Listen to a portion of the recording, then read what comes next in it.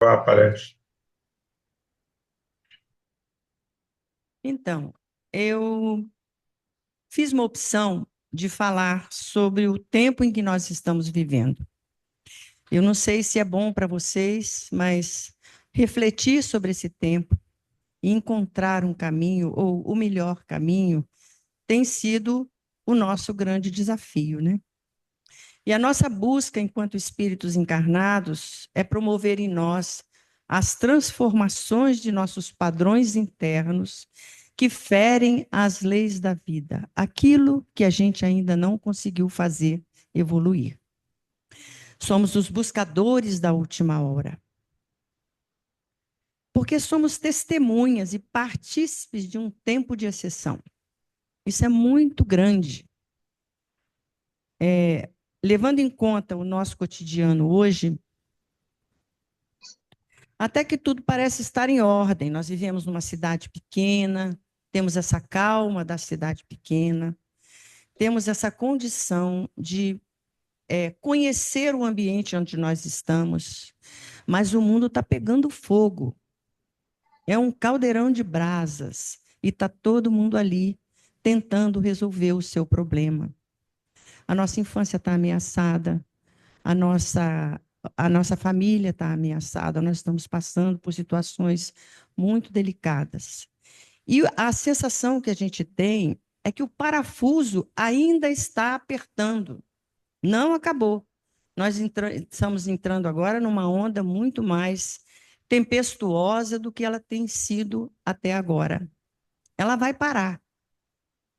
E no Sermão do Monte, Jesus fala claramente que ela vai parar quando o evangelho dele estiver implantado em todos os corações dos encarnados e dos desencarnados aqui na nossa psicosfera. Então, essa promessa, para acontecer, ela solicita também de nós um esforço maior para vivermos bem esse tempo e oferecermos essa pequena luzinha, essa lamparina que nós já temos aqui dentro, em prol dos nossos irmãos que ainda não encontraram e não têm a sua própria lamparina, né? E a gente não tem tanta luz assim. Nós somos os buscadores. Nós estamos aprendendo o amor é uma coisa muito, muito sublime, tá? O amor de Jesus Cristo ainda está muito longe de nós, mas nós já estamos no caminho. Temos que ser gratos todos os dias, não é? Se nós olharmos com os olhos de ver, vamos nos deparar com muitas mudanças, algumas tão radicais que temos tido momentos de quase incredulidade. Verdade? Uhum. Estamos veramente assustados e em determinados momentos a gente até se encabula, porque a gente não tem explicação para aquilo, não é isso? Há um sentimento de impotência no ar. Não há muito o que fazer, a não ser cada um cuidar de si mesmo, não é? Olha só, são ambições desregradas, alucinações de posse, fama, glória, etc. Exageros passionais de toda ordem, desregramentos também de toda ordem, muita droga, não é? Enfim, um efeito do desequilíbrio e da falta de estrutura interna de milhões de criaturas que privam conosco desse tempo aqui na Terra. A vida sendo vivida do lado de fora, certo? O materialismo graçando em exageros inimagináveis. Eu vi outro dia uma fotografia de um lixo especial, um lixo de roupas. Era só pano. Era uma montanha de pano. Então, nós temos a facilidade e temos essa estimulação de comprar, comprar, comprar, comprar, e isso também gera o expurgo. Uma hora a gente tem que jogar o que tem fora, não é isso? Isso está acontecendo em larga escala. Não estamos falando de Santa Teresa, nem do Espírito Santo, nem do Brasil. Estamos falando do mundo. Está desse jeito. Eu morei no edifício aqui, que é cheio de jovens, e eu era vovó do edifício. Então, eu ficava quase que responsável para atender o correio na portaria. Então, descia a escada e ia lá pegar a encomenda. Era todo dia, às vezes 2 vezes por dia. Geladeira, fogão, roupa, livro, tudo, tudo se puder imaginar, coisas que a gente nem imagina. eram encomendadas ali. A compra vem dentro da sua casa. Então, ela está muito propícia, ela está muito fácil. Então, ela está acontecendo dessa maneira. Não é isso? E o mais triste é a assustadora inversão de valores. Está tudo enlouquecido. A moral está na berlinda. Nós somos os guardiões da moral neste momento. É isso aí. Mas há também muita esperança no ar, não é? Graças a Deus, há muita esperança no ar. Nesse momento, o reinado do materialismo está em rota de colisão com a religiosidade. Nós estamos sendo perseguidos também, não nós aqui em Santa Teresa, no mundo, porque somos religiosos, porque temos um padrão interno já constituído e não nos tornamos pessoas dirigíveis, não estamos aí na onda da hora, não é isso? Temos pensamento próprio, temos escolhas próprias, ela nos dá uma estrutura interna muito boa. Então, é por isso que isso está acontecendo. Os conceitos de civilidade, educação e formação perderam sua forma usual. A nossa história era uma história tranquila, ela vinha, né? Agora não é mais assim. Agora a gente tem que dormir com um olho aberto, outro fechado, um olho fechado, outro aberto, para saber o que definitivamente está acontecendo. E existe também uma busca muito grande pelo poder, que também é muito clara, seja financeiro, político e a força bruta. Muita violência na Terra, muita. Somos subjugados pela violência. Isso em todos os segmentos, as crianças, os jovens, os adultos, todos nós estamos aí nesse balaio. E o cinismo, o deboche e a mentira são as qualidades dos manipuladores desse poder. Também é bem visível, não é? Está todo mundo com uma cara triste, né, gente? Mas olha, já sabemos também, nós já sabemos, já aprendemos uma outra lição, que nós somos os Cristos em formação. Nós vamos chegar lá. Não é bom a gente pensar assim? Sabemos também que Jesus colocou sob a responsabilidade de forças maiores os nossos irmãos que estão à deriva. Nenhuma das ovelhas do meu Pai se perderá. Então, se essa promessa existe, promessa de Deus não é brincadeira, ela se cumpre. Então, não nos cabe a nós cuidar de um problema que nós não estamos envolvidos com ele, a não ser que ele esteja dentro da nossa casa, atuando dentro das nossas famílias, nas escolas de nossos filhos. Mas essas criaturas perdidas no seu tempo, elas precisam acordar a seu modo. O que podemos fazer por elas é o que viemos fazendo ao longo desse tempo, vibrações cordiais, abrindo o coração para entender, recebendo quando elas estão nos procurando, principalmente nós que temos aqui a nossa casa espírita, né? No Livro dos Espíritos, Lei do Progresso, terceira parte, Kardec pergunta na lição 783. O aperfeiçoamento da humanidade segue sempre uma marcha progressiva e lenta? Os espíritos respondem: há um progresso regular e lento que resulta da força das coisas. Essa palavra força me chamou muita atenção. Mas quando o povo não avança muito depressa, Deus lhe suscita de tempos em tempos um abalo físico e moral que o transforma. Nós estamos vivendo esse tempo, que é necessário um choque muito grande para que haja o acordamento. Se nós estamos dormindo, precisamos ser acordados, né? Segue-se, então, um comentário dessa pergunta-resposta, desse conjunto pergunta-resposta. O homem não pode ficar perpetuamente na ignorância, porque deve atingir o fim marcado pela providência. Ele, o homem, se esclarece pela força das coisas. As revoluções morais, como as revoluções sociais, se infiltram pouco a pouco nas ideias e germinam durante séculos. De repente estouram e fazem ruir o edifício carcomido do passado, que não está mais em harmonia com as necessidades novas e as novas aspirações. Então, tudo que está programado foi previsto pela espiritualidade maior, pelos trabalhadores, pelos condutores dessa humanidade que aqui está. Então, por que tudo isso, né? Deus está nos dando todas as chances de encarnar também agora. Todos nós precisamos passar por aqui agora. Eu ouvi outro dia uma palestra do Haroldo, que ele dizia assim, morrer agora está ótimo, porque o umbral está vazio. Eles estão todos encarnados aqui. Aqueles que não são os renitentes, os muito resistentes, que não aceitaram a encarnação, ainda estão por ser recolhidos. Mas todos os que tinham possibilidade de reencarnar estão aqui conosco agora. Todos nós, pela misericórdia de Deus, precisamos passar por aqui. Não seria justo, né?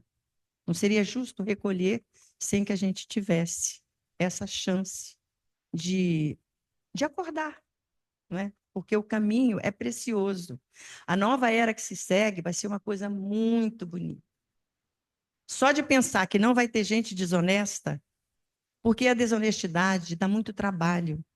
Ela nos tira de um conforto que a gente desejaria muito ter sempre, todos os dias. A nossa burocracia é a cara da desonestidade. Se não for feito desse jeito, não dá para a gente confiar. Nós temos papéis. Agora nós estamos substituindo pelo computador. Mas isso é uma realidade que nós convivemos com ela. A gente está tão acostumado que a gente nem reflete sobre isso. Mas isso é muito importante. Então, na nova era, nós vamos ter um papelzinho lá escrito: olha, você me vendeu isso, só para não esquecer. Mas não precisa cobrar. Todo mundo tem as boas intenções daquele tempo que vai nascer. E ele está quase chegando, hein? Então, bendito esse tempo, pura misericórdia divina, né? E também justiça divina. Todos, então, com direito a uma chance, né? Estamos aí fazendo a nossa parte. No livro Fonte Viva, lição 47, Autolibertação, por título, Emmanuel diz assim: se chegaste à Terra na condição de um peregrino necessitado de aconchego e socorro, e se sabes que te retirarás dela sozinho, resigna-te a viver consigo mesmo, servir a todos a favor do teu crescimento espiritual para a imortalidade. O que chama atenção aqui nessa frase é a palavra sozinho. Sozinho. Por que sozinho? Nós somos criaturas indivisíveis. Nós trocamos o tempo todo no social, nós nos ajudamos, nós somos fraternos uns com os outros. Esse é o grande e melhor exercício de nossas existências enquanto espíritos, né? Porém, as nossas ilusões, as nossas mazelas, a nossa sombra, só nós podemos resolver, ninguém mais. Nascemos sozinhos, vivemos sozinhos e morreremos sozinhos. No outro dia, escutei de uma pessoa próxima uma frase que me chamou bastante atenção, que diz assim: o casamento é uma solidão a dois. Porque a manutenção da individualidade no casamento é de fundamental importância, não é? São duas criaturas distintas, não dá para misturar. Elas se ajudam, mas elas existem cada uma em seu posto, não é? Então, essa solidão, ela precisa, ela não é uma tarefa fácil para nós. Quando nós entramos no processo de depressão, a meu ver, esse é um pensamento meu, nós passamos por um processo de achatamento da nossa estrutura, da nossa estatura moral. A gente percebe muito isso quando recebe algumas pessoas aqui no atendimento fraterno. Elas vêm ao resto do chão, às vezes. Já tentaram tirar suas vidas, já tentaram de tudo, ou estão para fazer esse movimento. Então, elas chegam muito pequenas aqui, muito pequenas. Então, o que a gente costuma orientar é o seguinte: dá-se aquela grande injeção de ânimo, né? Sacode-se, tira toda aquela psicosfera, os espíritos são brilhantes nisso, e a criatura, então, vai melhorando aos poucos. Ela vai saindo daquele torpor e vai ganhando de novo estatura espiritual. É uma coisa linda. E aí, o obstáculo continua do mesmo tamanho. Os obstáculos não se apartam de nós. As nossas dificuldades, os nossos holocaustos, as nossas dificuldades mesmo de exercitar, de conviver ali, seja por um parente difícil, seja por uma doença incurável, seja por uma perda grande de patrimônio. Existem todos esses elementos que tiram a gente do prumo. Mas quando elas recebem, que elas crescem em estrutura, elas conseguem, estabilizadas, olhar para o tamanho do problema, que é muito menor do que quando ela estava no chão, achatada, ela enxergava. Então, o que se restaura nessa criatura é essa tristeza de se sentir sozinho. Porque quando você está naquele desespero, pedir, às vezes, nem nos passa pela cabeça. Nós tomamos uma via vicinal estranha, nociva, que a gente vai se destruindo. Se não houver uma ajuda de reconstrução, né, de revitalização, a criatura não sai sozinha. Mas o problema é dela e ela vai resolvê-lo da maneira que puder. Todas as decisões sobre aquele problema são dessa criatura. Assim acontece com todos nós. E a gente vai crescendo, né? Cada obstáculo que acontece, a gente né, se sente mais fortalecido e vai ganhando esse espaço. Esse processo evolutivo, então, lembrando, é intransferível. E Emmanuel também nos lembra, nessa mesma lição, que o que precisamos aprender é a viver como possuindo tudo e nada tendo. Ok? Eu acho que eu perdi um pouco aqui o fio da meada, né? Tá. Então, o despojamento dessas ilusões, a imperfeição, já falei, o desenrolar do processo de despojamento. O desenrolar desse processo de despojamento das nossas ilusões nos coloca muito a nu também. Nós ficamos assim expostos. Por quê? É através desse processo, desse caminho, que nós começamos a enxergar as nossas fragilidades, as nossas resistências e as nossas negações em relação ao espírito. Sempre lembrando que as nossas dores são e serão sempre proporcionais ao nosso endurecimento. Então, vale a pena flexibilizar.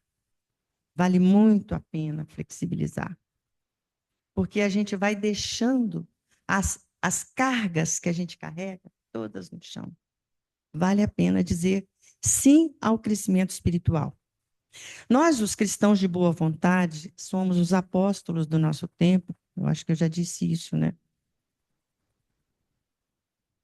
Se nos primórdios do cristianismo, os apóstolos do Cristo perdiam suas vidas em crucificações, em arenas de feras famintas, em fogueiras, muitos cristãos morreram assim, né? Hoje, não existe mais essa possibilidade, né? No nosso tempo, nós precisamos trabalhar com toda certeza num processo de renúncia, colocando esses valores que o cristianismo nos dá para garantir esse plantio que precisamos e para ter o cuidado de não semear novas sementes comprometedoras, porque tudo tem semente, né? O joio e o trigo são citados pelo Evangelho, mas todas as nossas invirtudes também são sementes. Então, nós falamos até agora de uma complicação, né?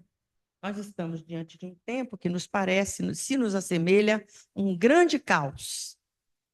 Mas agora nós temos uma boa notícia. Aliás, nós temos duas boas notícias. A primeira é que a mudança, todo caos prenuncia uma mudança. Vou repetir. todo caos vem antes de uma grande mudança.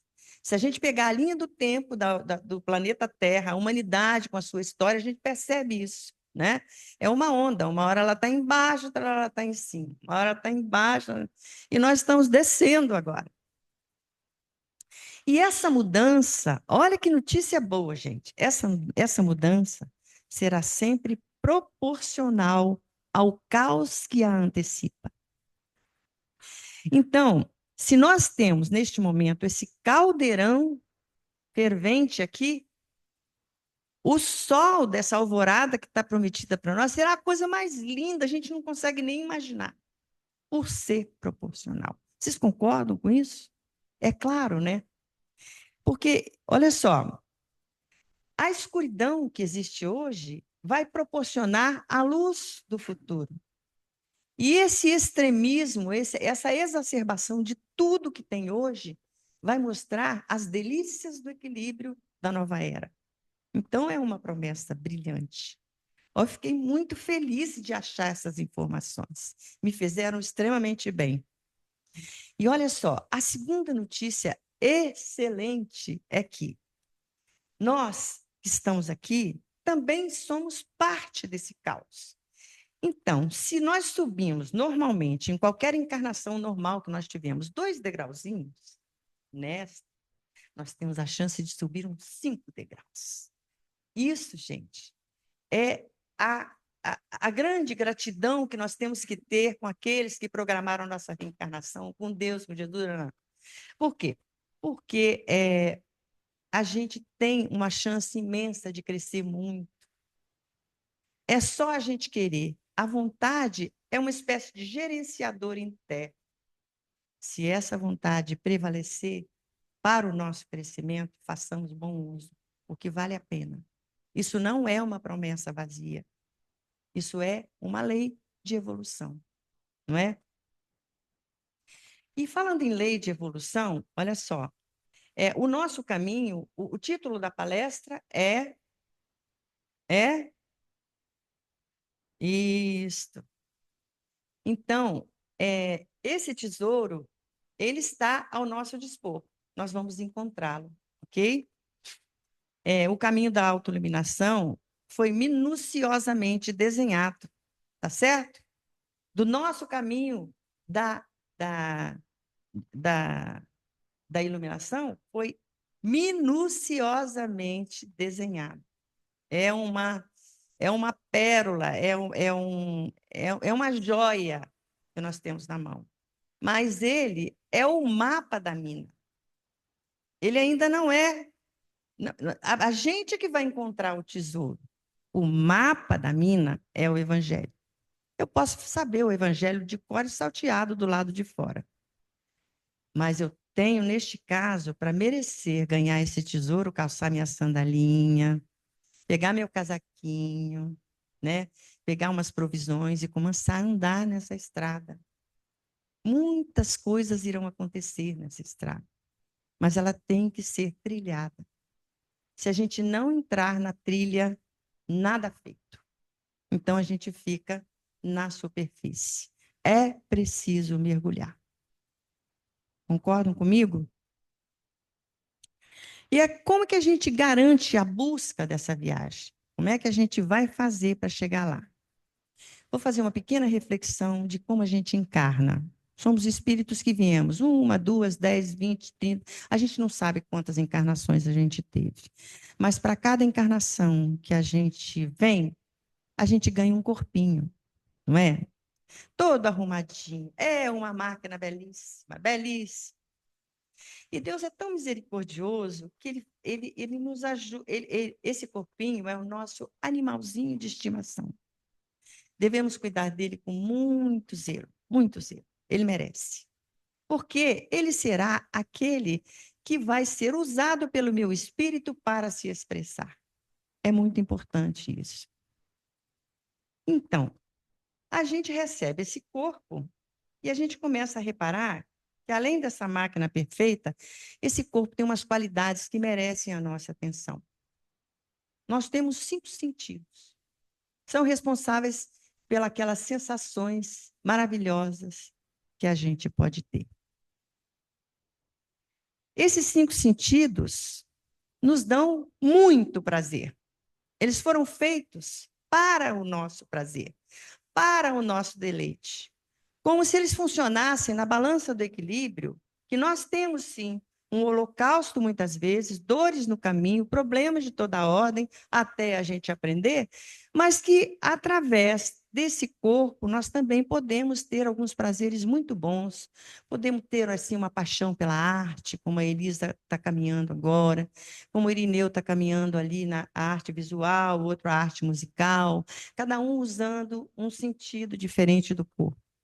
E aí eu vou até fazer um parêntese, porque eu estava vendo outro dia um filme que havia um médico que tinha perdido, ele nasceu com um problema de saúde que ele não tinha sensibilidade tátil, que é um dos 5 sentidos. Eu não sabia que isso existia. A gente já ouviu falar no surdo, no mudo, no cego, né? As coisas todas. Mas a sensibilidade tátil eu não sabia que também tinha. Obrigada. Então, essas criaturas vivem muito pouco porque elas não têm sensibilidade nenhuma à dor. Olha só que coisa interessante. Doutor Eldair deve saber disso melhor do que eu. O nome da doença é um nome muito difícil de falar, eu não guardei, não. Mas o fato da gente ter esse propósito e ter ainda essas condições kármicas de não ter essa segurança de ter o tato, por quê? Porque a criatura está fazendo um ofício, está no vai e vem da vida, quebra um fêmur, ela não sente dor, então ela não reage. Ela pode pegar, enfiar a mão numa panela de pressão recém-destampada, se queimar toda e não sentir nada. Então, se ela quebra uma vértebra, ela se levanta e anda, porque ela não sente dor. Então, essas complicações demandam de quem tem essa doença muito cuidado, porque esses exageros, né, depois de romperem os ossos, de quebrarem as coisas, enfim,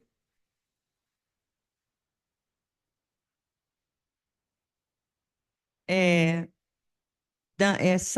perdi o fio da meada aqui, tornam essa criatura muito vulnerável e ela pode morrer. Então, as nossas necessidades fisiológicas também, que são do corpinho, são muito prazerosas. Você já imaginou se o nosso intestino não funcionasse? Se a nossa bexiga não funcionasse, o nosso rim não funcionasse? Ia ser um negócio muito complicado. Se a gente não conseguisse dormir, quantas pessoas têm o pesadelo de não dormir, não é? Esse é o nosso corpo. E o corpo nasceu para ser o escravo do nosso espírito.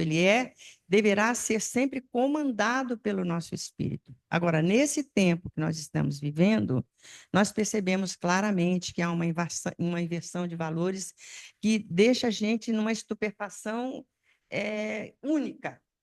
É que muitas criaturas, milhares de criaturas estão invertendo esse papel. O corpo é o senhor e o espírito é o vassalo. Todo mundo está entendendo o que eu estou falando, né? Teria que falar de muitas coisas, enumerar uma por uma, mas eu tenho certeza que vocês estão entendendo que essa coisa está realmente acontecendo e é lamentável, né? Então,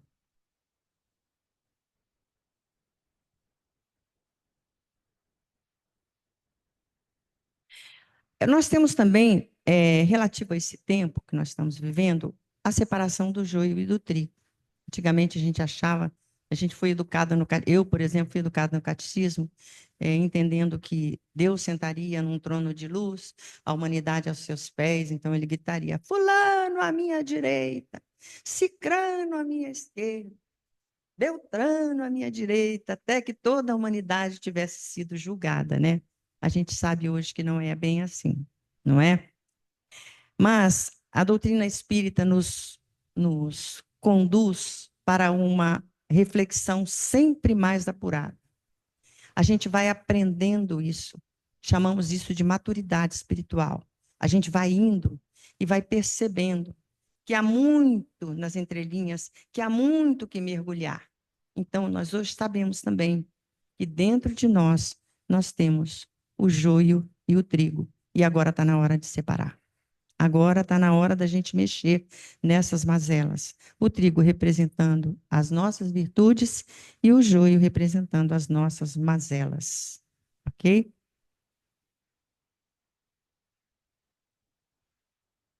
Emmanuel diz assim, no Caminho, Verdade e Vida: o mundo interior é a fonte de todos os princípios bons ou maus. O mundo interior. E todas as expressões exteriores guardam aí os seus fundamentos. Nós somos exatamente aquilo que pensamos, somos exatamente aquilo que guardamos. E tudo que nós expressamos tem essa finalidade, essa função. Aquilo que nós expressamos é o efeito dessa causa interior que nós construímos, não é? No livro A Gênese,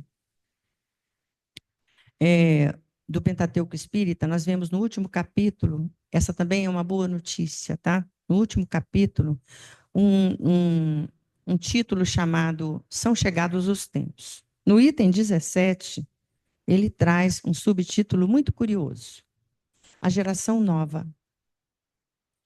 A geração nova. Então, a gente chama de nova geração a geração dos pequeninos que estão nascendo agora, né?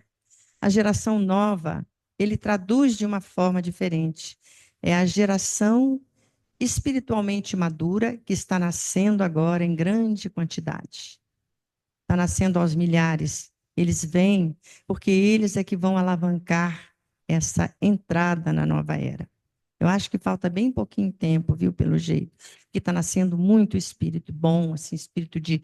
A gente vê que eles têm uma outra vibe, eles já têm talentos, assim, aflorados, né? Mesmo já com 7 anos, a gente vê meninos maiores, né? Porque na primeiríssima infância ainda estão muito ligados à espiritualidade, então as coisas que eles tinham de outras vidas ainda está muito presente, né? O esquecimento ainda não se deu total. Mas quando já tem 7 anos, 8 anos, a gente já vê que esses padrões estão todos presentes, né?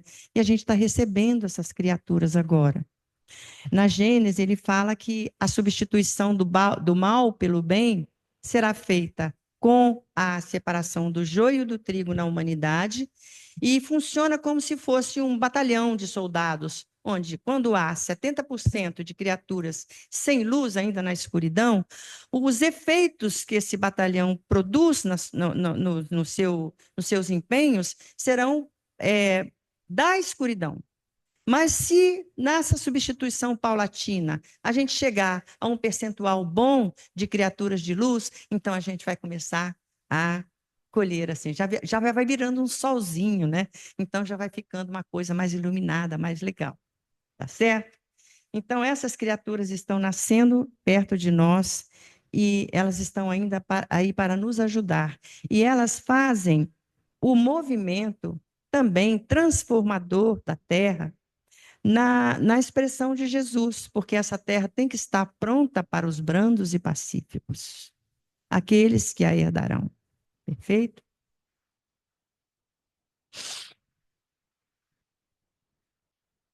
Hum. Pois é, e esse tempo de exceção, ou Apocalipse, ou Revelação, se mostra através dessa revitalização do cristianismo que vem do trabalho de Kardec para nós, e também dos diversos segmentos religiosos que a gente vê hoje. Aqui no Brasil é bem profícuo isso, né? Nós temos os evangélicos, nós temos os espíritas, nós temos os católicos e por aí vai, né? Só os evangélicos têm lá também uma, uma gama muito grande A Maranata também é cristã, né? Tem muitos cristãos. Então, eu tive uma experiência muito interessante. Eu me tornei espírita em 1979 e eu morava numa cidade de 150 mil habitantes. Era uma cidade de porte médio.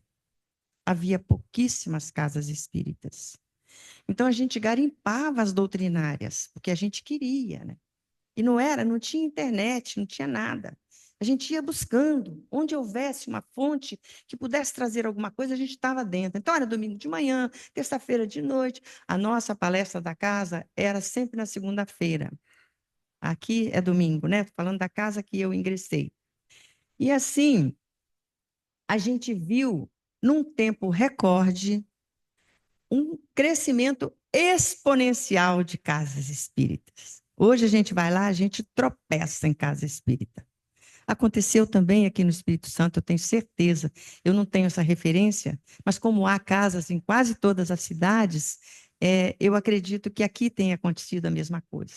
Esse crescimento exponencial do cristianismo, da doutrina espírita, que é uma doutrina que embasa a gente, né? Ela dá uma sustância na gente, que a gente fica desejando caminhar esse caminho e chegar quanto mais cedo, melhor aos propósitos, né?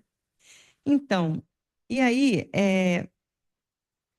o que eu ia falar? Já esqueci. Eu estou passando por essa experiência no meio, eu esqueço e acabou, não lembro mais, né?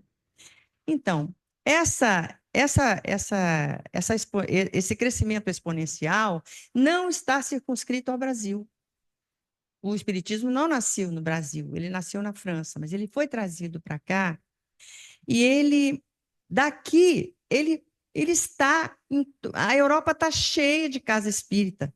Eu fui a um congresso internacional, eu morava em Brasília, fui a um congresso internacional lá, e eles deram espaço para essas exposições desses países, com bandeiras, com casa espírita tal, qual, lá, lá, em todos os países que puderam migrar para cá naquele evento, eram 5 dias de evento, então aconteceu esse momento muito bonito.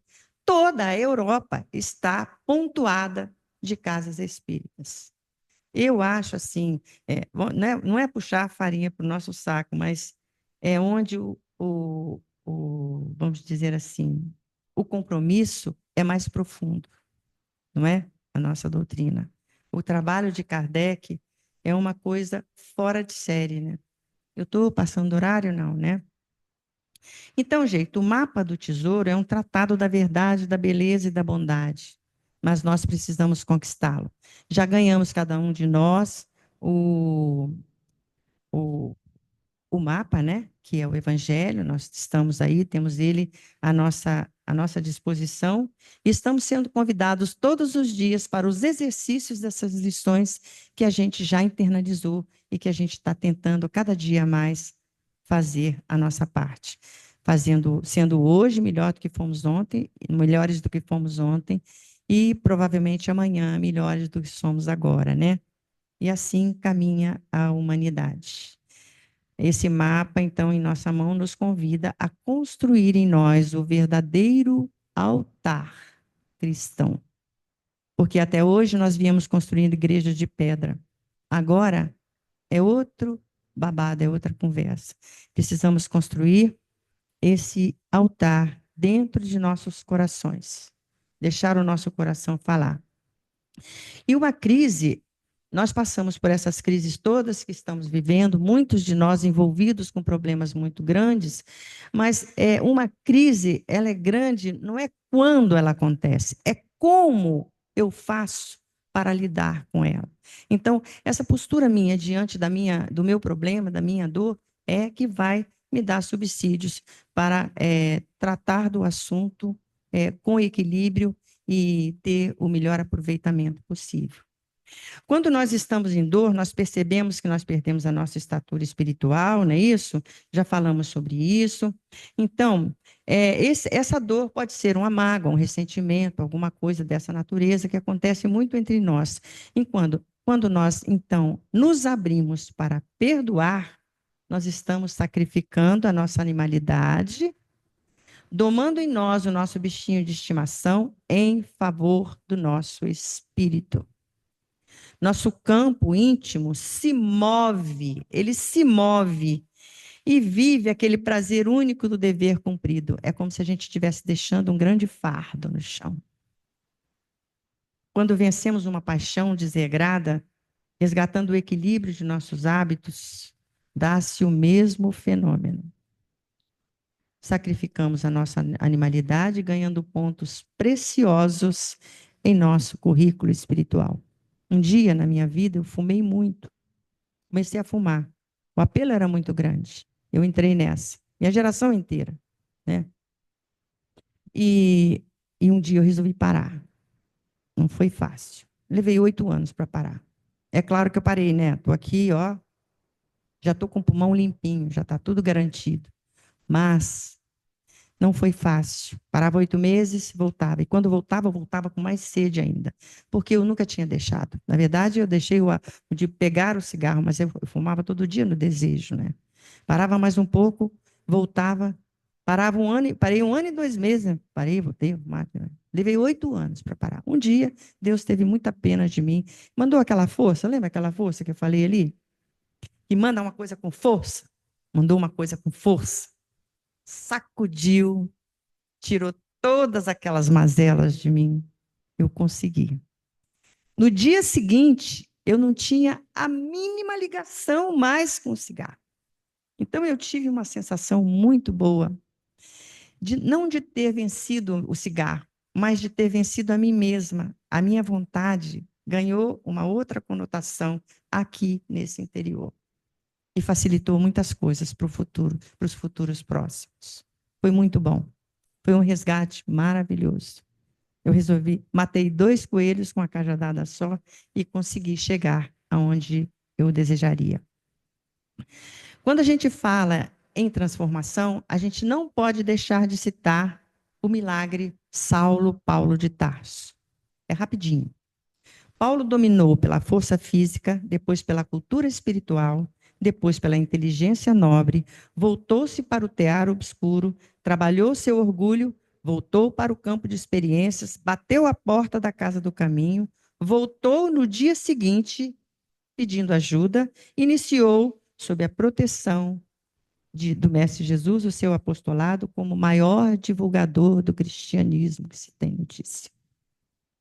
Se ele pôde, a gente também pode, não é? Se ele pôde. E quando a situação estiver muito difícil, quando a gente tiver uma pessoa muito difícil, com quem a gente tem que lidar, dentro da família é muito comum isso, eu tenho aqui um elixir, que eu acho que é uma verdadeira panaceia, para a gente não esquecer nunca mais, né? Panaceia é aquele remédio que cura todas as doenças, né? Por definição. Água cristalina, pingando gota a gota, converte o vaso de vinagre em vaso de água pura. Vou falar de novo. Água cristalina, pingando gota a gota, converte o vaso de vinagre em vaso de água pura. Tudo tem jeito. Perseverança, vontade e seguir em frente, ok? E mais um lembrete bom para a gente construir para o futuro é que não há nada mais terapêutico do que o amor em exercício.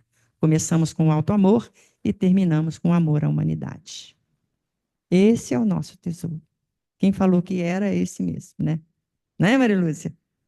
Então, gente, esse é o verdadeiro tesouro. Nós construindo esse tesouro, estaremos construindo o edifício mais sólido que já se viu, que é o nosso templo interior. Obrigada por me ouvirem. Que Deus nos abençoe e nos ajude nessa caminhada.